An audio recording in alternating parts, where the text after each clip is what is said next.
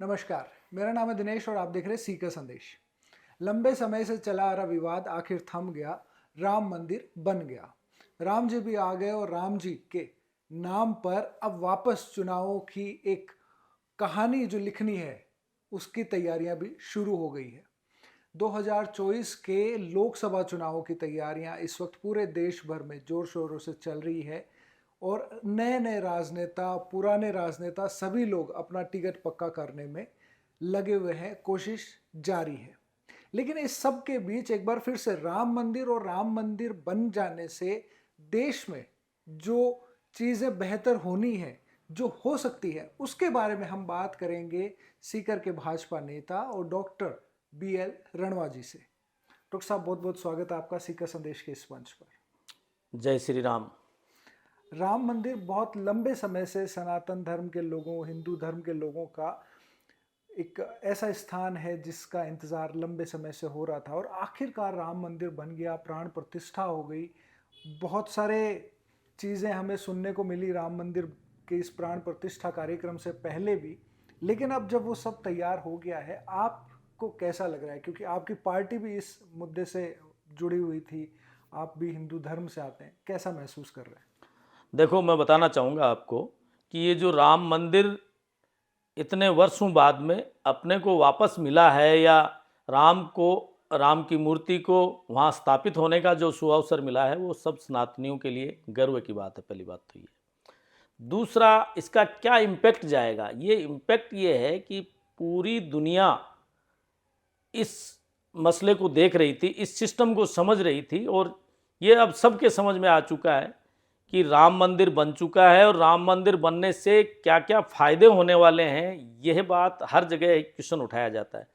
राम मंदिर, पहली बात तो आस्था का केंद्र है, आत्मबल का बढ़ेगा, लोगों का आत्मविश्वास बढ़ेगा, सनातनियों का आत्मविश्वास बढ़ेगा। इसके साथ साथ इकोनॉमिक रिफॉर्म भी राम मंदिर से होने वाला है। इस राम मंदिर बनने के बाद ओरिजिनल राम राज्य हालांकि चल रहा है, लेकिन ये और अच्छे रूप में आने वाला है। भारत विकसित राष्ट्र की तरफ जाने वाला है। इसमें भी राम मंदिर का बहुत बड़ा सहयोग होने वाला है, क्योंकि दुनिया में बैठे सनातनी जो दूसरे, हम जैसे हमारे ज्योतिर्लिंग के दर्शन करते थे, चार धाम के दर्शन करते थे, इस तरह एक बड़ा तीर्थ स्थल हमारे लिए अयोध्या पहले भी था, लेकिन अब और उभर के आया है। और उस मंदिर का दर्शन करने कई करोड़ों की संख्या में हर साल जाएंगे लोग, तो हमारे देश की अर्थव्यवस्था पे भी इसका असर आने वाला है। ये भी एक बहुत बड़ा इम्पैक्ट है। अच्छा, लेकिन इस सब के बीच ही हमने ये भी देखा कि राम मंदिर की प्राण प्रतिष्ठा के कुछ ही घंटों के दौरान कई जगह से ऐसी घटनाएं आई सामने जहां पे किसी दूसरे धर्म के व्यक्ति को थप्पड़ मार के जय श्री राम बुलवाया जा रहा था, या कहीं पे दूसरे धर्मों को गाली देने वाले गाने बजाकर उसका उत्सव मनाया जा रहा था। इस तरह की चीज़ें जब सामने आती है तो आपको क्या लगता है कि राम मंदिर, जो राम के दिखाए पथ पे लोगों को चलना था इसके बाद, उसके बजाय इस तरह की घटनाएं आती है तो आपको दुख होता है? नहीं, बिल्कुल निसंदेह दुख वाली बात है। देखो, सनातन धर्म पहली बात तो कभी किसी को हिंसा का रास्ता सिखाता ही नहीं है, दूसरे धर्म का अनादर नहीं सिखाता है, दूसरे पंथ का अनादर नहीं सिखाता है। इसलिए कोई भी ओरिजिनल सनातनी, जो वास्तव में सनातनी है, वो इस तरह का कहीं भी कोई कृत्य नहीं करता है जिससे कि सनातन पे किसी तरह की आँच आए या हम लोगों को किसी भी रूप में नीचा देखना पड़े। तो ऐसी कहीं अगर छुटपुट कोई घटनाएं होती हैं, तो हो सकता है कि उनके दिमाग के भ्रम से और उस कारण से कोई हुई हो, जबकि सनातन में ऐसा कहीं नहीं लिखा है कि दूसरे धर्म का अनादर करना है या किसी को श्री राम बोलना है या क्या करना है। हाँ, ये ज़रूर सत्य, सनातन सत्य है कि हम हिंदुस्तान में रहते हैं, ये हिंदुस्तान हम सब का है, और इसमें रहने वाला वंदे मातरम भी बोलेगा, जय श्री राम भी कहेगा। क्यों नहीं कहेगा जय श्री राम कोई? हाँ, किसी को कहीं किसी तरह से कोई उसकी आस्था ही नहीं है भगवान में, तो उससे जय श्री राम बुलवाने का कोई अर्थ भी नहीं है। अब सामने लोकसभा चुनाव भी है। ये बात भी काफ़ी उठी थी कि राम मंदिर का प्राण प्रतिष्ठा कार्यक्रम जल्दी इसीलिए किया जा रहा है ताकि 2024 के लोकसभा चुनाव में इसका फ़ायदा लिया जा सके, और जो हिंदू बेल्ट है या जहाँ पे हिंदू लोग रहते हैं वहाँ पे इस चीज़ का पूरा फ़ायदा उठाया जा सके। क्या आपको लगता है कि आने वाले चुनाव में क्या इस चीज़ का फ़ायदा मिलेगा, या पिछले 5-10 सालों में मोदी सरकार ने जो काम किए हैं, भाजपा ने जो काम किए हैं, उनका भी कहीं फायदा ले पाएंगे, या कौन से काम देखो हैं जिनको लेकर आप लोगों के पिछले सामने 10 साल का जो राज, 9.5 साल का राज आप देख रहे हैं, उस राज में कितना विकास हुआ है ये सबको मालूम है। और क्या मोदी जी की सोच है और किस सोच से मोदी जी इस देश को आगे ले जा रहे हैं ये सबको पता है। इसलिए इसमें ये कहना कि इस कारण से ये कर दिया है या मंदिर का, इसमें जैसा हमने पता किया है या हम सनातनियों को पता है, हर चीज़ का कोई न कोई श्रेष्ठ मुहूर्त होता है और वो उस मुहूर्त का कोई सिस्टम होता है कि वो मुहूर्त रोज़ नहीं आ सकता। इसलिए जिस समय जो मुहूर्त डिसाइडेड था या जिस समय मुहूर्त का समय था, उस समय प्राण प्रतिष्ठा का प्रोग्राम होना था, वो प्रोग्राम प्राण प्रतिष्ठा का हुआ। इसमें कोई ना तो जल्दबाजी है ना कोई राजनीति है। आप देखिए राजनीति होती तो वहाँ हम राजनेताओं को बुलाया जाता, जबकि कोई भी राजनेता नाम से न हमारा कोई सांसद कोई और तरह के लोग खुद वहाँ बिल्कुल प्रधानमंत्री मौजूद थे, राजनेता ही नहीं। राजनीति प्रधानमंत्री देश का है, प्रधानमंत्री देश का शीर्ष नेतृत्व है, तो उसका मौजूद लेकिन होना भारतीय किसी जनता राजनीति से पार्टी जोड़ना इसका गलत है। प्रचार प्रधानमंत्री किसी भाजपा के अकेले का नहीं है। जो भी इस देश का में रहता है, निवास करता है, प्रधानमंत्री उन सब के हैं। किसी कोई कह दे नहीं नहीं ये इसी पार्टी के हैं या इन राजनेताओं के, ऐसा कहना बिल्कुल गलत है। चुनाव होने के बाद संसदीय प्रक्रिया के तहत प्रधानमंत्री हर देश के उस नागरिक के हैं जो इस देश में निवास करता है।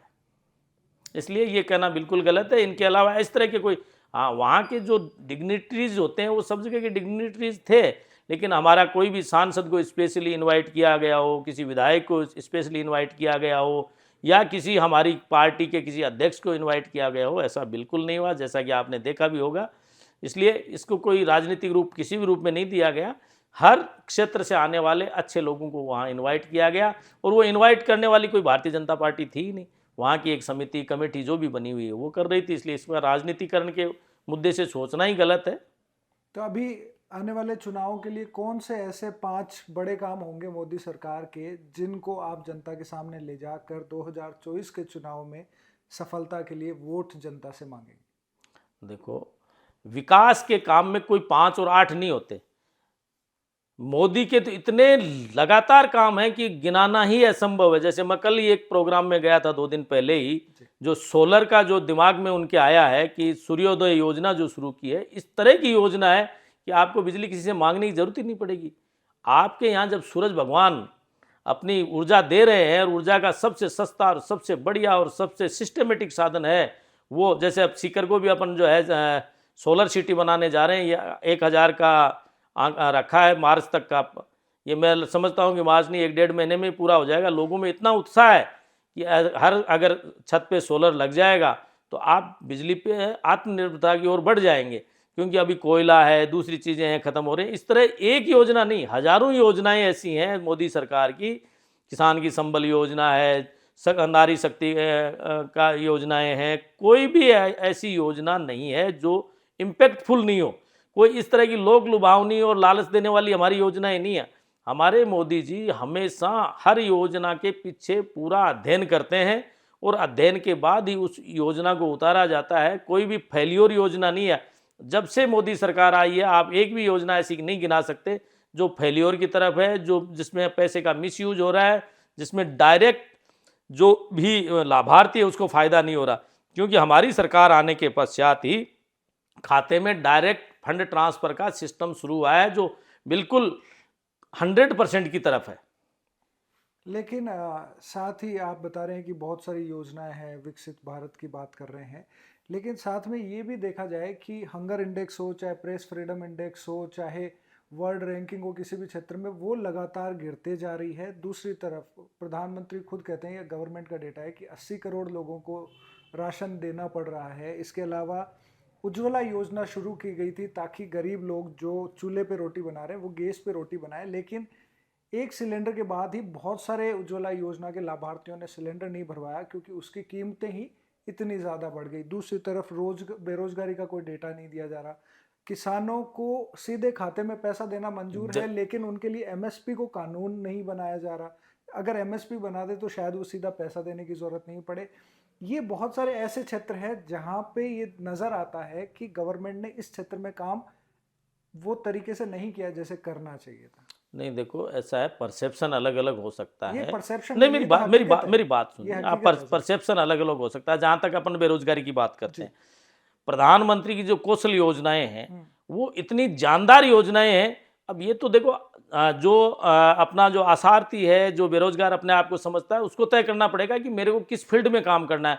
उस फील्ड की आप ट्रेनिंग लें, आप रोजगार लेने वाले नहीं देने वाले बने। बिल्कुल बेरोजगारी रहेगी नहीं, बिल्कुल 100% बेरोजगारी खत्म हो जाएगी।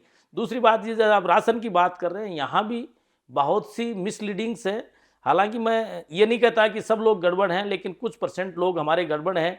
जो लोग जिनको आवश्यकता नहीं है वही राशन ले रहे हैं, और जहाँ कुछ लोग ऐसे हमारे भाई छूट रहे हैं जिनको मिलना चाहिए। इसलिए हम तो सबसे बार बार ये निवेदन करते हैं कि भाई जो भी आसार्थी और जिनको वास्तव में खाद्य सुरक्षा की जरूरत है वो लोग जुड़ें, और जिन भाइयों का इस दौरान, जब वे कई वर्षों से खाद्य सुरक्षा में जुड़े हुए हैं, जिन भाइयों का जिनमें आत्मनिर्भरता आ गई है या जिनकी एबिलिटी हो गई है कि वो उनको खाद्य सुरक्षा से नहीं जुड़ाना चाहिए। जैसे प्रधानमंत्री ने भी गैस के टाइम भी सब्सिडी के लिए लोगों से कहा था और लोगों ने क्विट किया।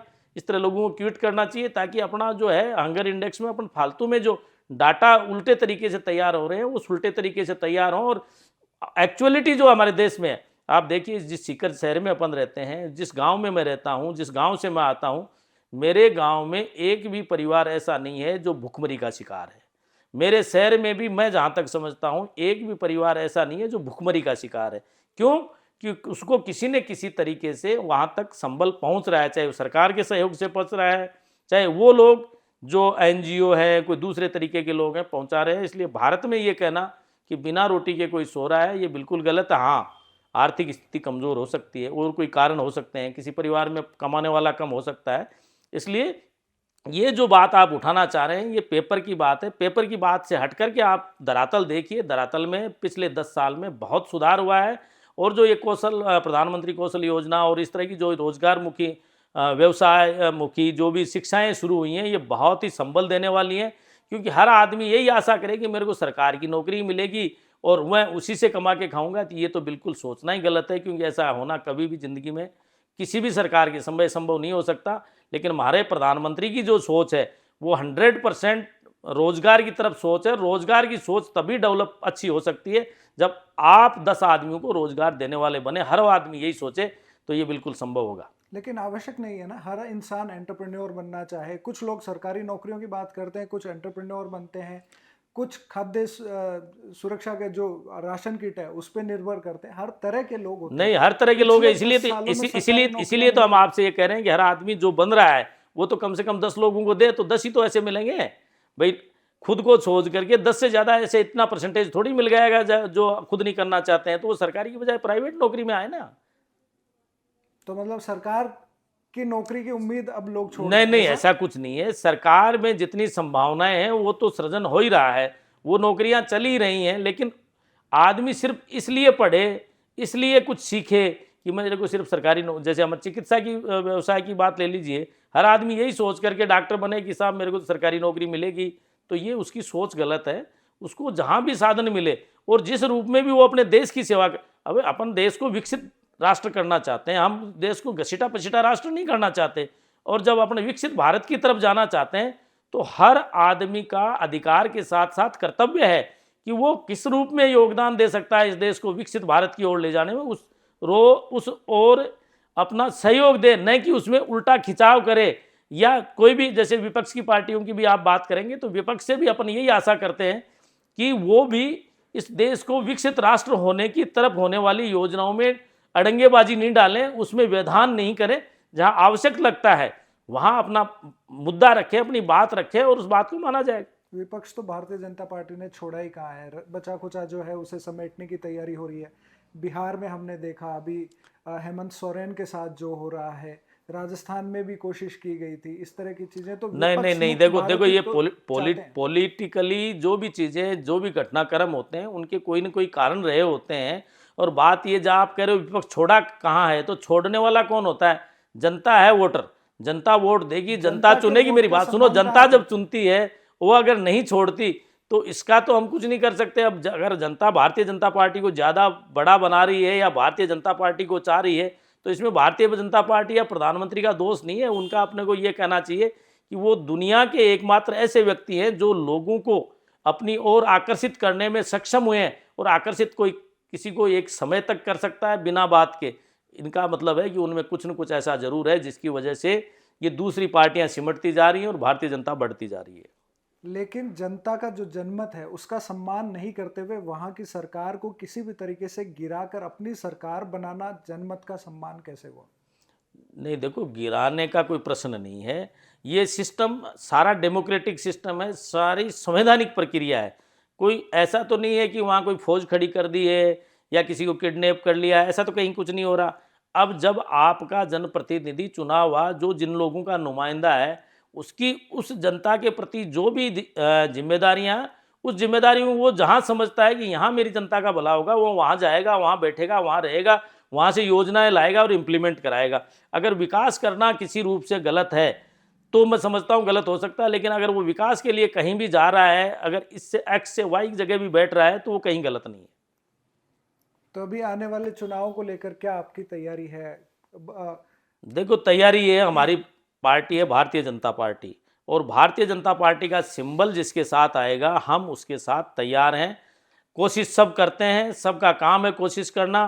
पार्टी जिस पे विश्वास जताएगी हम लोग उसके साथ रहेंगे।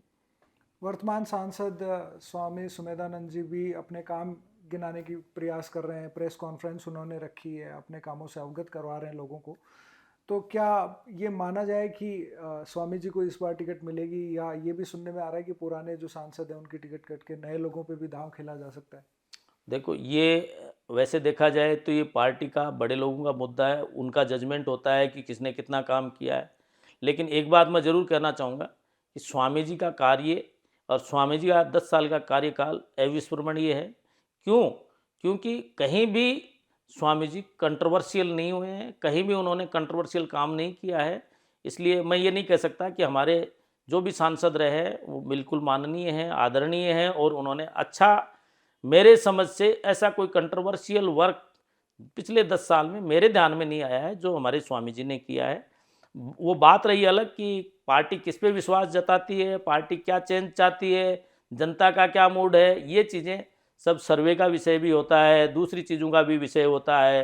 पार्टी के ऊपर बैठे लोग जो समझते हैं कि कौन आदमी कितना कर सकता है, क्या सिस्टम है, वो उसके आधार पे जो भी टिकट का वितरण जिसे संभव है, जिसके भी साथ टिकट आएगा उसके साथ सब लोग।